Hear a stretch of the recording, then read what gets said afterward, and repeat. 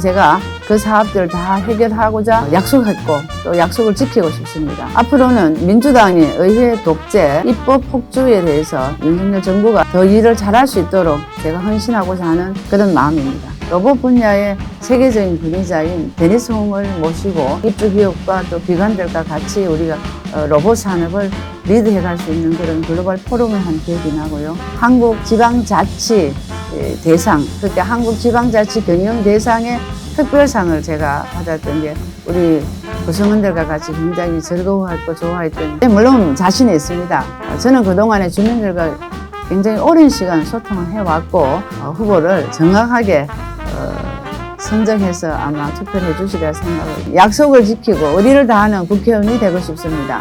여러분의 지지를 부탁합니다.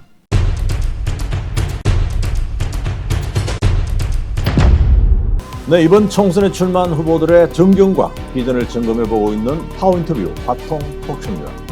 오늘은 대구 수성을로 가겠습니다.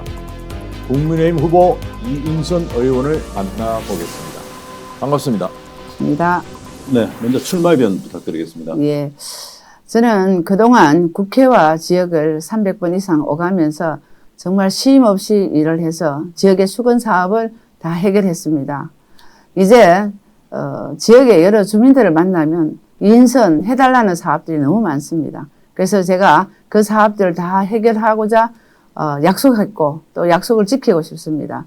앞으로는 민주당이 의회 독재, 입법 폭주에 대해서 윤석열 정부가 더 일을 잘할 수 있도록 제가 헌신하고자 하는 그런 마음입니다. 네, 지난 1년 10개월간 짧은 기간이지만 다른 의원 4년간 한 일 이상 했다는 이야기 들리고 있습니다. 예. 그동안 활동 소개해 주시겠습니까? 예, 1년 10개월 정도입니다만 원내 부대표, 원내대표 비서실장 일을 맡아서 하면서 제가 1호 법안으로 62년간 보훈처를 보훈부로 바꾸기 위한 1호 법안을 제가 발의를 하게 됐고, 네. 또 고준위 방패장법, 중소기업 특별법 등을 제가 발의를 했습니다. 그 결과 국회에서 주는 의정대상, 또 여러 가지 바른 국회의원상 다수의 상을 제가 받게 됐습니다. 그러면서 예산특별위원을 맡아서 활동을 하면서 지난 4개월 활동을 잘했다는 이유로 우리 홍준표 시장으로부터 감사패를 받았습니다. 네. 그 예산 중에서 특히나 수승모세 월드클래스 공연장 사업과 드랑길을 연결하는 브릿지 사업 예산을 받게 된 게 가장 큰 보람이었다고 생각합니다. 그리고 지산법물에 노후도시 특별법에 포함시켜서 지산과 법물을 그야말로 경기도 서울 경기에 있는 1호 신도시 1호 법안에 저희 법안을 넣게 되면서 시행령에 들어가게 돼서 새로운 그 지산법물의 재개발 재건축을 시작한 게 가장 큰 보람이었다고 생각을 합니다. 네, 방금 말씀하셨는데 예. 지산법물지구 예. 재개발 혹시 방향이 나와 있습니까? 예, 원래 이제 이 정부가 들었으면서 원희룡 장관님께서 추구했던 게 더 많은 주택을 제공하기 위해서 이제 광명이나 분당 이런 지역에는 새로운 노후도시 특별정비법을 발의했었습니다. 네. 거기에 보면 100만 제곱미터까지 허용을 했는데 지산 법물을 따로 두면 100만 제곱미터가 되지 않습니다. 그래서 그 두 지역을 병합해서 할 수 있도록 저희가 국토교통부에 가서 시행령에 넣어달라고 부탁을 했고, 그게 이제 시행이 돼서 새로운 우리 지구를 만들 수 있는 기본을 지금 만들어 두었습니다. 네, 수고하셨습니다. 예. 그리고 수성못을 중심으로 한 수성 유원지 지구도 개발이 필요할 것 같은데 방향이 있습니까?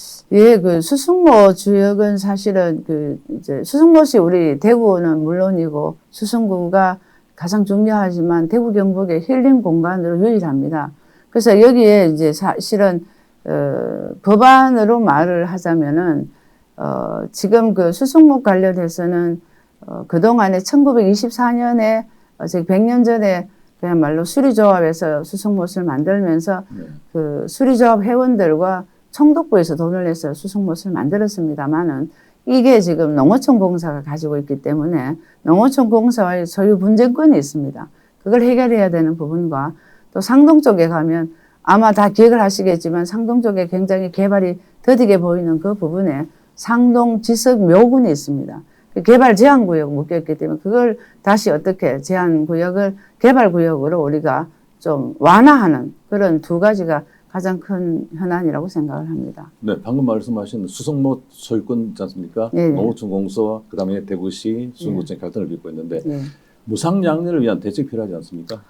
예, 그래서 이제 제가 막상 이제 국회의원이 돼서 보니까 가장 큰 게 이제 소유권이 농어촌 공사가 갖고 있다는 사실을 주민들은 몰랐고요. 그때 100년 전에 이걸 만들 때 우리 주민들이 돈을 냈기 때문에 정부 돈을 받았기 때문에 우리 거나 마찬가지인데 네. 1970년도에 이 포괄성계로 농어촌 공사가 가져가서 결국은 소유권을 가져가 버렸습니다. 그래서 이거는 실제로 원소유주를 이렇게 따지자면 저희 거나 마찬가지이기 때문에 무상양료를 해달라는 법안을 냈지만 한계가 있었습니다. 그래서 이번에 재선이 되면 다시 구체적으로 저희가 꼭 찾아올 수 있도록 법적으로 저희가 투쟁을 해서 가져오도록 하겠습니다. 네, 좋은 결과 있기를 기대하겠습니다. 예. 그리고 전통적인 주거 지역인 상동, 중동, 파동 지역에 개발이 터지지 않습니까? 예. 이쪽 주민들이 만족할 만한 무슨 개발 계획이 있으십니까? 중동, 상동 쪽은 사실은 지산 건물처럼 대규모의 개발보다는 소규모 개발이 더 적절한 지역입니다. 네. 그래서 이제 그것은 이제 대구시와 수성구가 잘 서로 협의를 해서 행정적으로 소규모 개발이지만 아주 아름다운 지역으로 만들기 위해서 그런 부분들이 필요한 부분들이고요. 이쪽에는 결국은 이제 지금 현재 아파트 개발이 되면서 4천여 세대가 들어왔는데 가장 큰 어려움이 이제 교통난이 문제가 됩니다. 그래서 그 교통에 대한 걸 미리 이렇게 계획을 세우고 허가를 내준 게 아니었기 때문에 그 일대에 사시는 분들은 그야말로 수성남부선 이제 전철을 두는 거에 대해서 굉장히 기다리고 있습니다. 네. 그렇지만 이런 굉장히 큰 SOC 사업이기 때문에 대구시 계획에 들어가야 되고 대구시 계획이 되면 중앙정부에 가서 제가 또 노력해야 되고 네. 이런 기간이 많이 남아있기 때문에 우선적으로 신천대로와 접속하는 그 구역을 만들어서 우회할 수 있는 것을 지금 대구시와 협의하면서 풀어가고 있습니다. 네, 큰 기대를 하겠습니다. 예. 그리고 경제자유구역청장을 여기 말씀하시면서 많은 일을 하시지 않습니까? 예, 예. 이 시간을 빌어서 간단히 소개해 주시겠습니까? 예, 대구 경북 경제자유구역청은 제가 한 마지막 이제 공적인 공무였습니다. 그래서 애정도 참 많습니다만은 그때 제가 했는 것 중에서 이제 글로벌 포럼, 그때 우리 지역이 지금 가장 주력 산업으로 하고 있는 신산업 중에서 로봇 사업이 가장 중요합니다. 그래서 로봇 분야의 세계적인 권위자인 데니스 홍을 모시고 입주 기업과 또 기관들과 같이 우리가 로봇 산업을 리드해 갈 수 있는 그런 글로벌 포럼을 한 기억이 나고요. 아마 이 정부에서도 테크노폴리스를 이렇게 중심으로 해서 2천억을 투자한다. 또 작년에 3천억 규모의 로봇 사업비를 책정해 받았습니다. 그래서 대규모 로봇 사업이 진행이 될 텐데 그게 이제 기억이 남고, 그리고 이제 경제자유구역청이 이제 계속 전국적으로 봤을 때 이제 하위에 있었는데 제가 맡고 최우수 등급을 받았던 게 네. 기억이 납니다. 그래서 그거의 일환으로 이제 한국 지방자치 대상, 그러니까 한국 지방자치 경영 대상의 특별상을 제가 받았던 게 우리 구성원들과 같이 굉장히 즐거워했고 좋아했던 그런 기억이 있습니다. 네. 그리고 또 거기에는 이제 실은 그 지구가 8개가 있는데 그 지구 중에서 이제 대구 같은 알파시티, 저쪽에 그 동부에 있는 이시아폴리스가 가장 중요했고, 경북 같으면 영천, 포항, 이제 경산, 이런 이제 지구에 대한 그런 이제 전체적인 투자 유치와 또 기업에 대한 이제 지원, 개발 업무가 저한테는 굉장히 중요한 경험이었다고 생각을 합니다. 네. 그리고 수성을 선거구에는 개혁 신당을 비롯해서 제3지대 여전히 예. 거셉니다. 자신 있으십니까? 예, 물론 자신이 있습니다. 근데 뭐 이렇게 수성못이라는 곳이 이렇게 굉장히 좋은 곳인 것 같습니다. 수성을에 뭐 개혁신당이라든지 새 진보연합 이제 후보들이 있습니다만은 저는 그동안에 주민들과 굉장히 오랜 시간 소통을 해왔고, 또 야당 후보들은 지금 현재 이제 수성구민에 대해서 여러 가지로 비방, 낮추어보는 자존을 낮게 하는 그런 말들을 합니다만, 우리 정치 1번지인 수성구 주민들은 그게 연연하지 않고 후보를 정확하게 선정해서 아마 투표를 해주시리라 생각을 들고요. 그 다음에 이제 우리 수성구는 좀 독특한 부분이 있지 않습니까? 그래서 마지막에는 어떤 선택을 할지 그건 아마 수성구 주민의 몫인데 안목에서는 없다고 생각을 하고 있습니다. 네. 그리고 이번 총선이 갖는 의미를 분석해 주시겠습니까? 예, 실은 이번 총선이 굉장히 중요한 선거입니다. 대한민국이 미래로 가느냐, 다시 과거로 회귀하느냐의 중요한 시점인 것 같습니다. 민주당은 그야말로 정권 심판, 탄핵까지 거론하고 있습니다.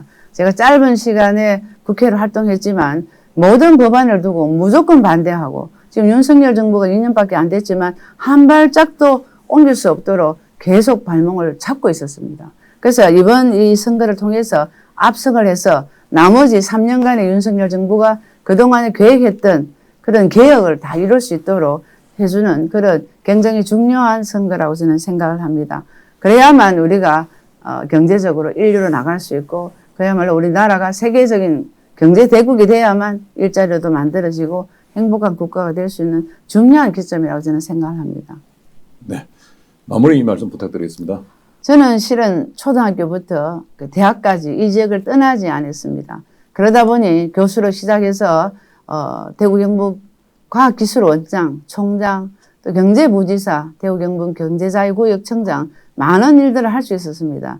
이러한 에너지는 실은 지역에서 키워준 덕분인데 이 과정 동안에 정말 유리천장을 깨었다는 거지만 유리천장을 깨기 위해서는 제가 일벌레다, 뭐 이해산이다 다양한 별명을 갖고 있었습니다. 실은 그래서 대구가 저한테는 어머니와 같은 존재고 이러한 에너지는 사실 저희 할아버지께서 독립유공자신데 그 에너지가 저한테도 있었지 않나 생각을 저는 하고 있습니다. 특히 저는 약속을 지키고 의리를 다하는 국회의원이 되고 싶습니다. 보수의 심장 수성구에서 제가 미래 세대를 위한 젊은이들을 위한 그야말로 살고 싶은 수성구, 명품 수성구를 꼭 만들고 싶습니다. 여러분의 지지를 부탁합니다.